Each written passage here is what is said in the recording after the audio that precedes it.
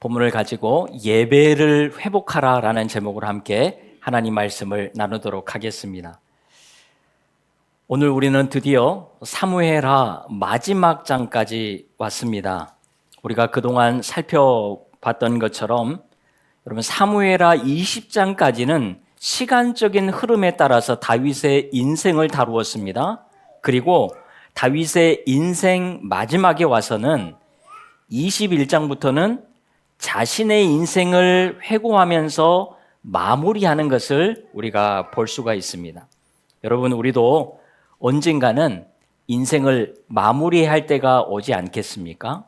여러분, 그때에 우리는 무엇을 하게 될까요? 우리가 한번 생각해 볼 필요가 있습니다. 마지막 때에 우리는 과연 무엇을 할까요? 아마도 그동안 사람들과의 얽히고 설켰던 그런 관계들, 또 여러 가지로 복잡했던 그 모든 좋지 않았던 감정들을 다 풀어내지 않겠습니까? 그래서 죽기 직전에 내가 그동안 고마웠던 사람들뿐만 아니라 또 나하고 안 좋았던 사람들, 미안했던 사람들을 보고 싶어 한다고 그러잖아요. 여러분, 그리고 또 뭘 할까요? 사람과의 관계만 푸는 것이 아니라 이제는 하나님 앞에 서서 하나님을 바라보지 않겠습니까? 여러분, 우리가 인생 마지막에 가서 그때에 진짜 하나님을 보게 될 거예요. 물론 천국에 가서 보게 되겠지만 마지막 그 순간에도 우리가 하나님을 봅니다. 아, 내가 하나님의 은혜로 이렇게 살아왔구나. 그러면서 우리가 경험했던 그 하나님을 고백하고 또 우리가 만났던 그 하나님을 찬양하고 감사하며 노래하지 않겠습니까? 이것이 아마 우리 인생의 마지막이 될 것 같아요. 어쩌면 이런 모습이 우리가 우리의 자녀들을 앉혀놓고 하나님을 고백하는 거예요. 너희들 믿음 생활 잘해야 된다. 여러분, 이런 고백으로 우리 인생이 마치면서 신앙의 유언을 남기게 되지 않을까요? 다윗도 마찬가지였어요. 여러분, 21장에서 다윗은 그동안 사울 집안과 풀지 못했던 그런 관계들을 풀어갑니다. 그러면서 사울과 요나단의 뼈를 가져다가 장사해 줄 뿐만 아니라 또 처형을 당했던 이 사울의 후손들의 장례를 잘 치러줍니다. 그러면서 사울 집안과 맺혀 있었던 이 관계를 잘 풀어내고 있는 것을 우리가 이미 살펴보았지요. 그리고 22장에서는 자신의 인생에서의 하나님을 고백합니다. 구원의 하나님을 고백하는 거예요. 그뿐만이 아니라 여러분 23장에서는 모든 일을 하나님께서 하셨습니다. 이 고백으로 하나님께 영광을 돌리면서 유종의 미를 거두는 것을 우리가 살펴봤습니다. 여러분, 얼마나 좋습니까? 우리가 보기에도 참 좋지요. 여러분, 이것이 우리가 그동안 살펴봤던 위대한 다윗, 하나님 마음에 합한 다윗, 그런 모습 아니겠어요? 그냥 23장에서 마무리가 딱 되면 너무 좋을 것 같아요. 우리도 불편하지 않고 다윗도 불편하지 않고 얼마나 좋겠습니까? 그런데 그렇게 끝나지 않더라는 거예요. 오늘 본문에 보면 여러분, 다윗이 큰 죄를 짓습니다. 그러면서 다윗의 인생이 너무 안 좋게 마무리되는 것을 보게 돼요. 다윗이요, 갑자기 인구조사를 실시하겠다고 하는 거예요. 왜 그럴까요? 자기가 그동안 해왔던 이 나라를 보니까 너무 보기가 좋은 거예요. 그러면서 자기가 해왔던 그 공로들을 다시 한번 기리고 싶었던 것입니다. 내 나라가 이렇게 강해졌구나. 그러면서 감상하고 감동하고 싶었던 것입니다. 여러분, 분명히 방금 전까지는 모든 일을 하나님께서 하셨습니다. 이렇게 했던 다윗이 이제는 내가 이것을 이루었구나 라고 이야기하는 것을 보게 돼요. 여러분, 왜 마지막에 와서 다윗의 이런 어두운 면을 굳이 우리에게 보여주는 것일까요? 좋게 좋게 마무리할 수 있었잖아요. 23장까지 하면 그냥 좋게 끝났습니다. 그런데 굳이 이렇게 한 것은 여러분, 여기에 분명한 하나님의 이유가 있다는 것 아니겠어요? 그러니까요, 여러분, 사무엘 하의 말씀은 다윗의 위대함을 찬양하는 것이 아닙니다. 다윗과 마찬가지로 오늘 우리들 인간의 연약함을 그대로 보여주고 있다라는 거예요. 여러분, 우리는 굉장히 연약한 사람들입니다. 굉장한 것 같고 뛰어난 것 같고 괜찮은 것 같지만 우리는 굉장히 연약한 존재예요. 우리는요, 언제든지 교만해지고 넘어질 수 있는 그런 사람들이라는 거예요. 그래서 여러분, 우리도 끝까지 믿음도 잘 지킬 뿐만 아니라 하나님 앞에서 교만해지지 않도록 힘써야 한다는 거예요. 다윗 보세요. 마지막에 교만해서 넘어지잖아요. 이것이 오늘 우리의 모습이 되지 않기를 바라요. 자, 그런데 여러분 1절을 한번 다시 보도록 하겠습니다. 같이 한번 1절을 읽겠습니다. 시작. 여호와께서 다시 이스라엘을 향하여 진노하사 그들을 치시려고 다윗을 격동시키사 가서 이스라엘과 유다의 인구를 조사하라 하신지라. 아멘. 여러분 잘 보세요. 이것이 무슨 말씀이지요? 언뜻 보면요, 다윗은 그렇게 하고 싶지 않았는데 하나님께서 다윗의 마음을 막 격동시켜서 인구조사를 하게 만들고 또 죄짓게 만드신 것처럼 보여집니다. 여러분, 우리 하나님이 그런 분이십니까? 아니잖아요. 우리의 마음을 격동시켜서 죄짓게 만드는 그런 분은 아니잖아요. 여러분, 우리가 출애굽기 말씀을 보면요, 하나님께서 애굽 왕 바로의 마음을 강팍하게 하셨다, 완악하게 하셨다, 이 말씀을 보게 됩니다. 그러면서 애굽에서 10가지 재앙이 일어나면서 10가지 재앙으로 인해서 정말 애굽이 초토화되는 것을 우리가 보게 됩니다. 여러분, 정말 그렇습니까? 하나님께서 악인들을 벌하시려고 일부러 그들의 마음을 더 악하게 만드시는 것일까요? 그렇지 않잖아요. 그러면 도대체 오늘 이 말씀은 무슨 말씀일까요? 여러분, 하나님께서 우리를 악하게 만드시는 것이 아니고요, 잘 생각해 보세요. 우리가 원래 악한 사람들이라는 거예요.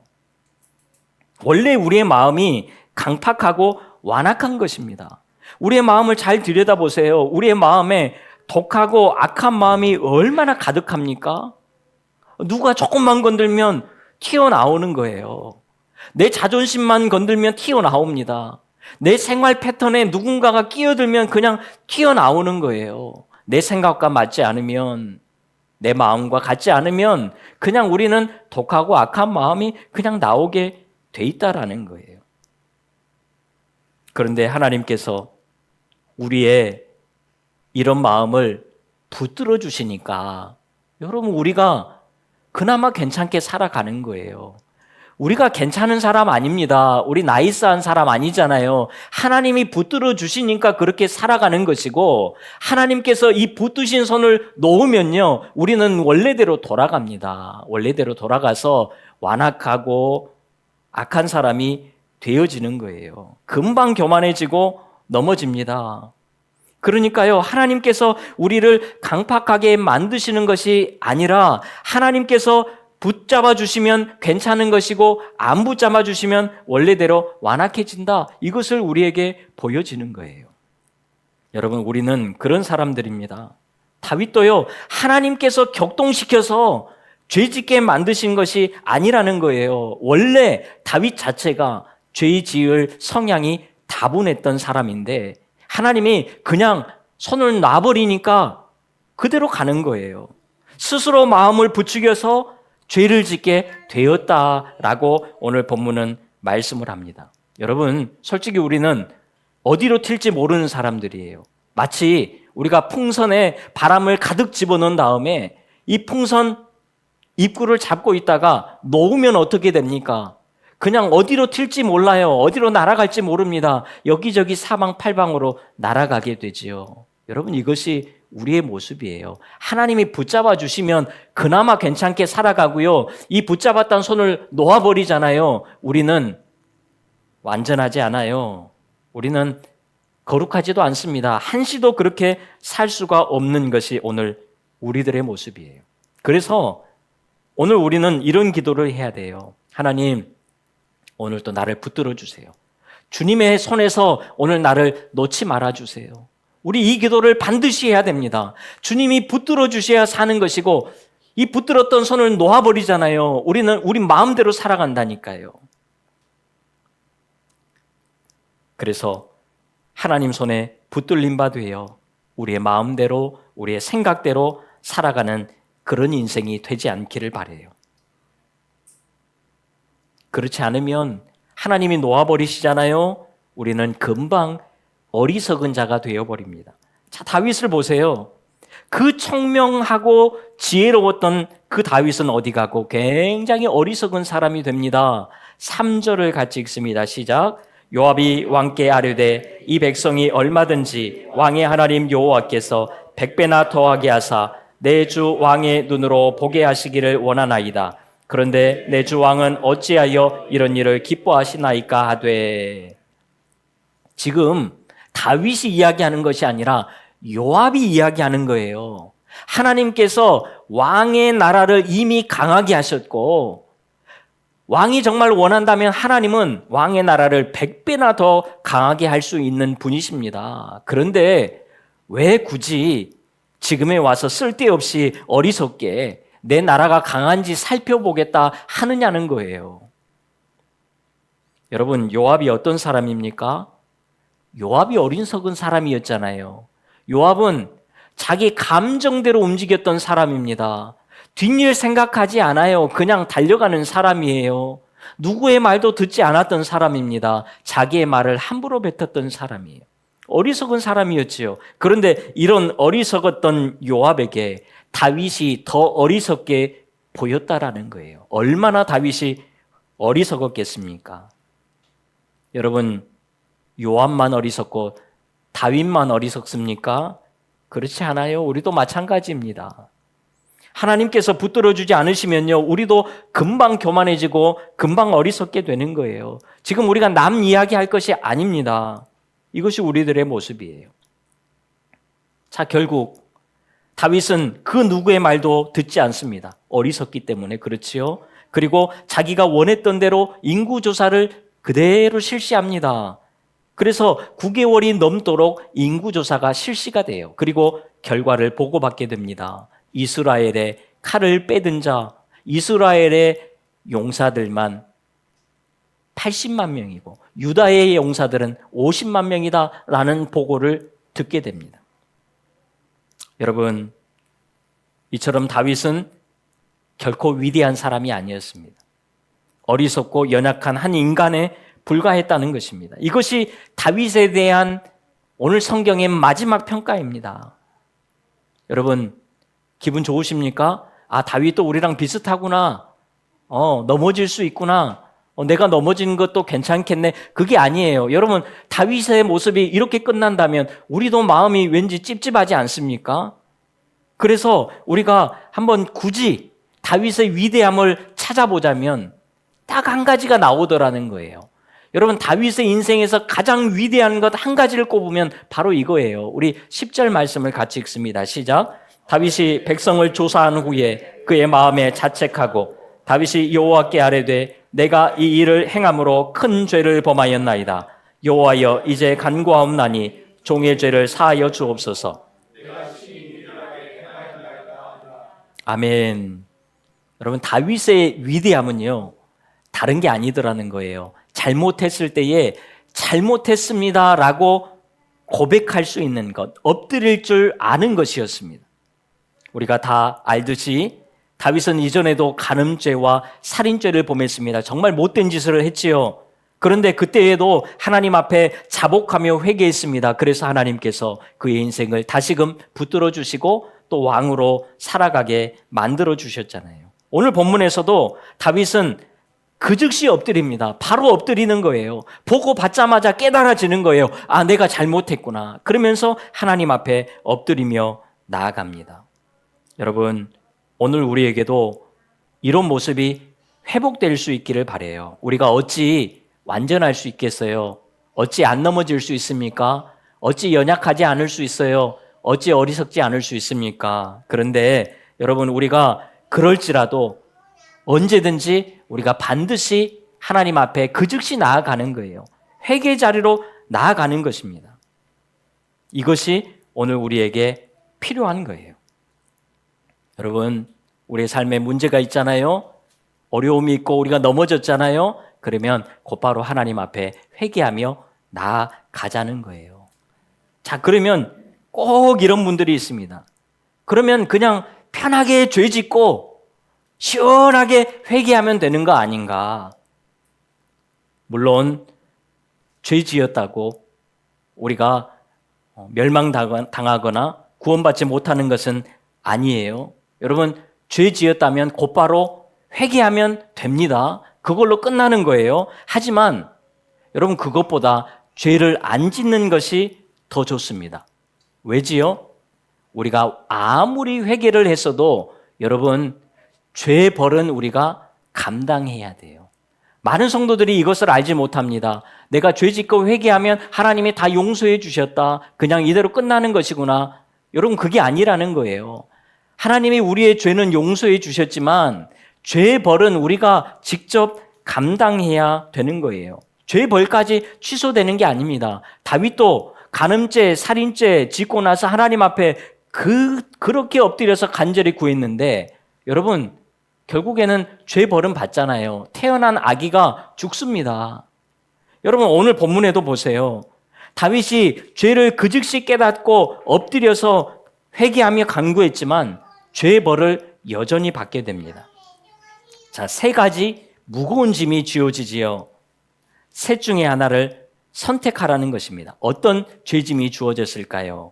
간단히 보니까 7년 기근을 당할래? 아니면 석 달 도망을 당할래? 아니면 3일 전염병을 줄까? 이 셋 중에 하나를 고르라는 것입니다. 여러분, 그 하나도 만만치 않지요? 여러분 같으면 무엇을 선택하시겠습니까? 셋 중에. 굳이 하나 선택한다면 1번이겠습니까? 2번이겠습니까? 3번이겠습니까?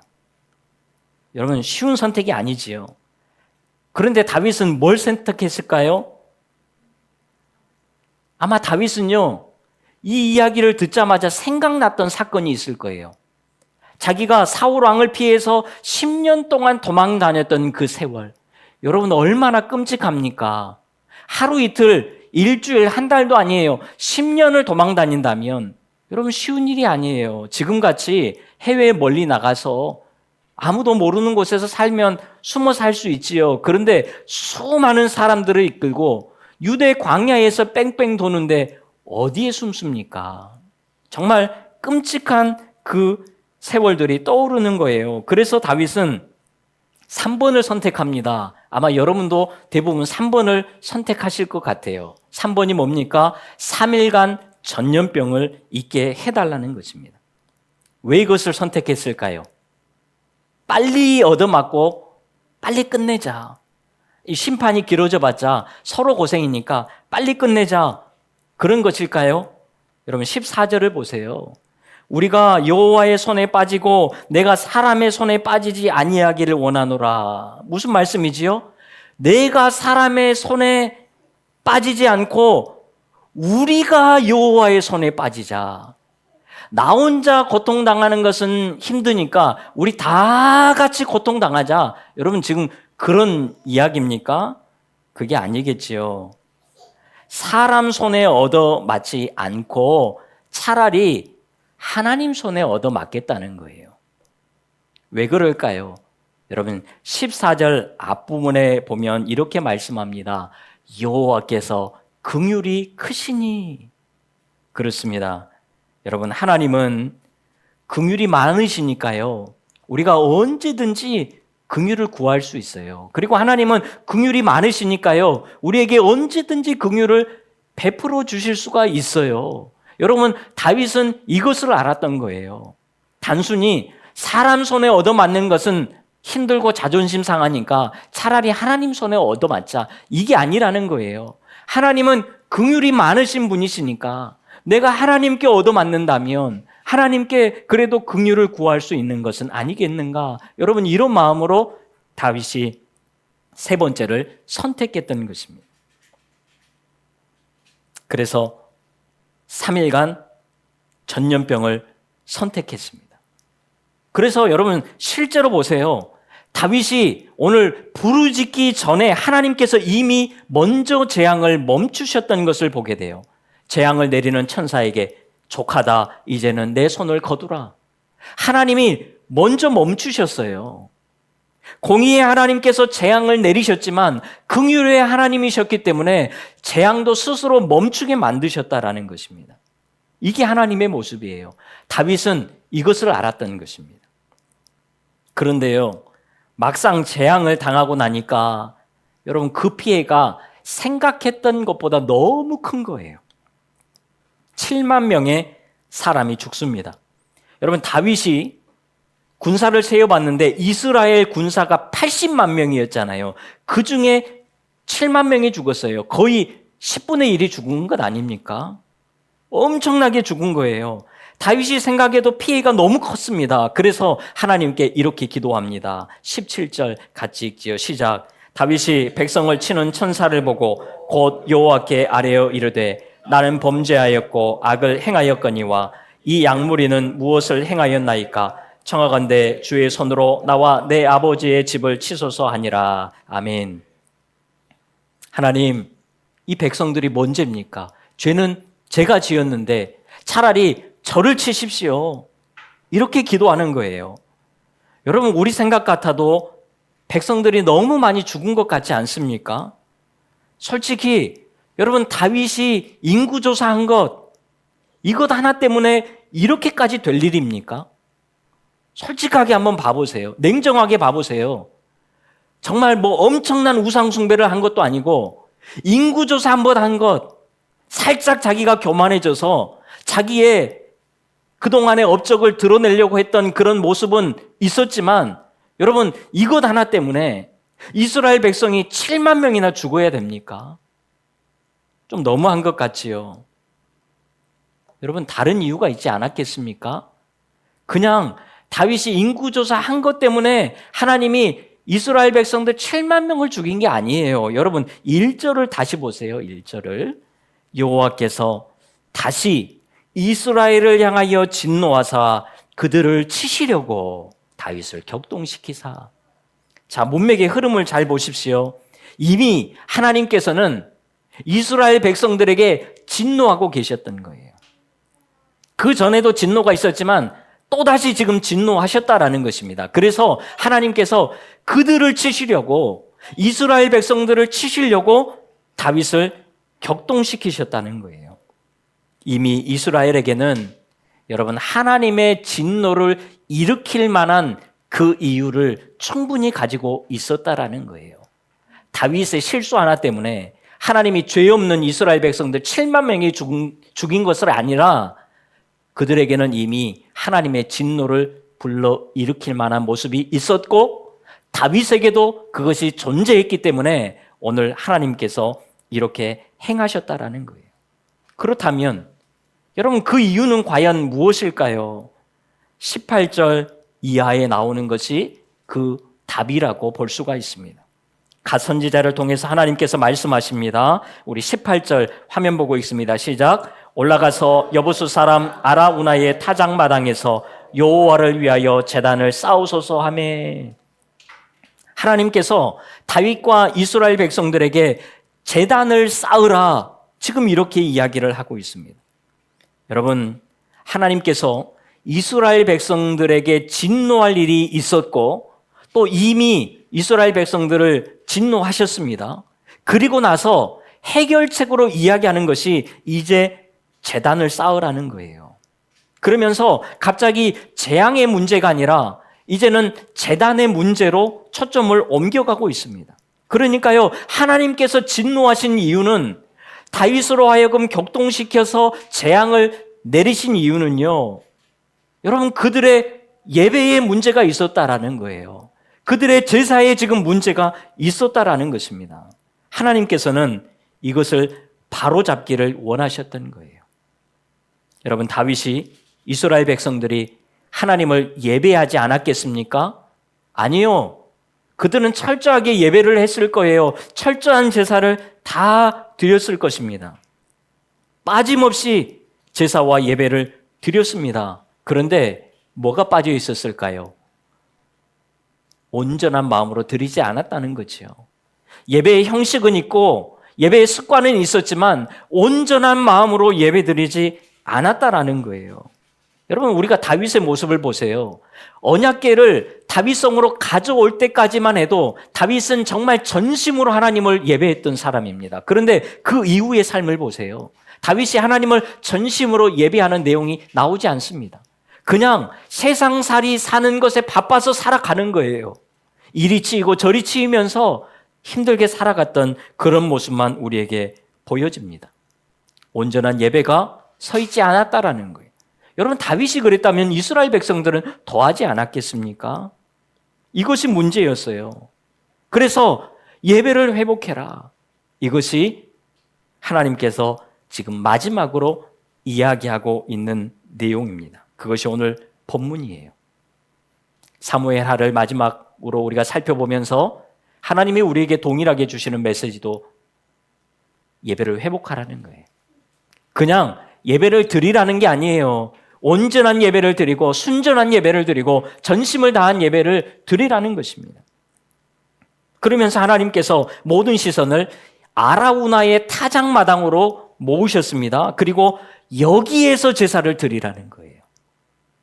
그래서 다윗은 아라우나가 그냥 주겠다고 하는데도 아니야, 내가 그냥 할 수 없어. 그러면서 땅 값을 지불하고 제사에 필요한 물품들 값도 지불하고 삽니다.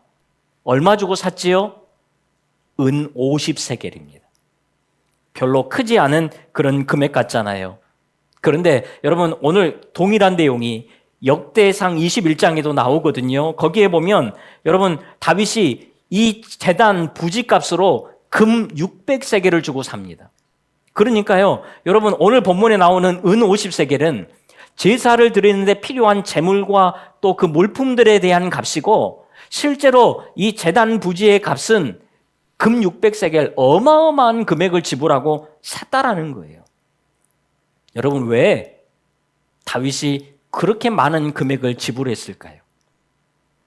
여러분, 이 아라우나의 타작마당이 어떤 곳이냐면요, 역대하 3장 1절입니다. 같이 읽지요. 시작. 솔로몬이 예루살렘 모리아산에 여호와의 전 건축하기를 시작하니 그곳은 전에 여호와께서 그의 아버지 다윗에게 나타나신 곳이요 여부수 사람 오르난의 타작마당에 다윗이 정한 곳이라. 아멘.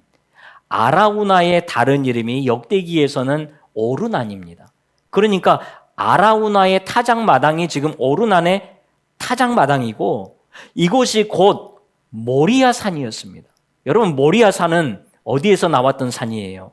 아브라함이 이삭을 번제로 바치려고 했던 그 산이 모리아산 아닙니까? 이삭 대신에 양을 바치기는 했지만 정말 순전한 마음으로, 순수한 마음으로 하나님을 예배했던 아브라함의 예배했던 그 장소가 바로 모리아산입니다. 그리고 더 나아가서 훗날, 여러분, 이 모리아산, 아라우나의 타작마당, 오르난의 타작마당이 솔로몬이 성전을 짓게 되는 터가 된다라는 거예요. 그래서 그곳에서 성전을 세우고 온전한 예배를 드렸던 것을 우리는 보게 됩니다. 여러분, 아라우나의 타작마당이 얼마나 의미 있는 장소입니까? 바로 이런 곳에서 지금 다윗에게 전심으로 예배하라는 거예요. 여러분, 다윗 입장에서 감동 아닙니까? 그토록 짓고 싶었던 성전을 짓지는 못했지만 그 성전터를 많은 값을 지불하고 구입하게 되고 그곳에서 먼저 예배를 드릴 수 있었다라는 거예요. 다윗에게 사무엘하를 마치면서 하나님이 정말 큰 선물 하나를 주신 것 아니겠어요? 그러면서 예배를 회복하라는 거예요. 다른 것 말고 정말 예배를 회복해야 된다. 그리고 이렇게 제사를 회복하고 예배를 회복하니까 어떻게 되었지요? 사무엘하 마지막 장 마지막 절 25절 말씀 같이 읽습니다. 시작.